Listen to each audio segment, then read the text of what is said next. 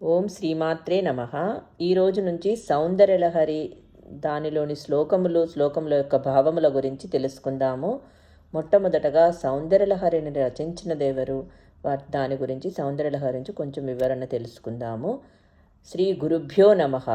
ఈ సౌందర్యలహరిని శ్రీ జగద్గురువులు సౌందర్యలహరి గ్రంథరచయిత శ్రీ శంకర భగవత్పాదులకు నమస్కరించుచున్నాను. మన భారతీయ సాహిత్యము ఒక నిధి. ఆ నిధిలో ఎన్నో మనులున్నాయి. ఎవరి అభీష్టం మేరకు వారు ఆ మనులను ఏరుకుంటుంటారు. పరమేశ్వర ముఖారవిందము నుండి వెలువడిన వేదములు వాటిని శృతేరివార్ధము స్మృతిరన్వగచ్చతే అన్నట్లుగా స్మృతులు, పురాణాలు, కావ్యనాటి ఖాద్యాలంకారములతో సరస్వతీమాతను మన ఋషులు అలంకరించారు.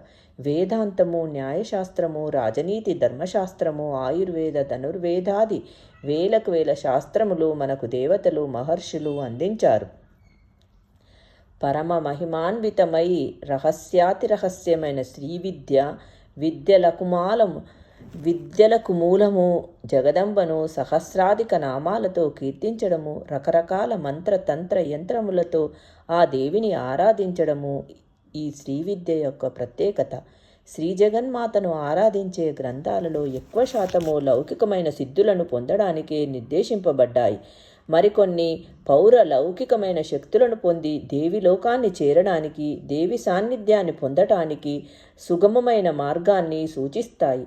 లౌకికమైన పౌరలౌకికమైన దేవీ ఉపాసన అనే ప్రక్రియ అంత తేలికైనది కాదు అనే విషయము అందరికీ తెలిసిందే.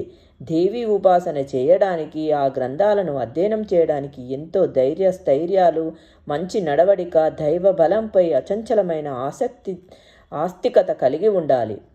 అన్యథా శరణం నాస్తి త్వమేవ శరణం మమ అంటూ ఆ దేవికి ఆత్మార్పణ చేసుకోవాలి.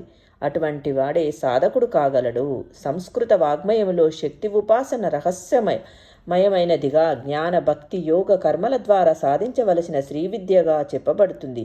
వేదాలలో సూత్రప్రాయంగా చెప్పబడిన మంత్రతంత్రాల వివరణలు ఎందరో మహర్షులు దివ్యదృష్టితో దర్శించి గ్రంథస్థం చేసి తర్వాత తరాల వారికి అందించారు. కానీ ఈ మహావిద్య గురుముఖత మంత్రోపదేశం పొంది, గురుముఖత సాధనాధ్యానుష్ఠాలను భక్తి శ్రద్ధలతో అధ్యయనం చేసినాక అంతకు మిక్కిలి శ్రమించి ఆ మంత్రానుష్ఠానం చేస్తేనే సాధకుడు సిద్ధిని చూడగలడు.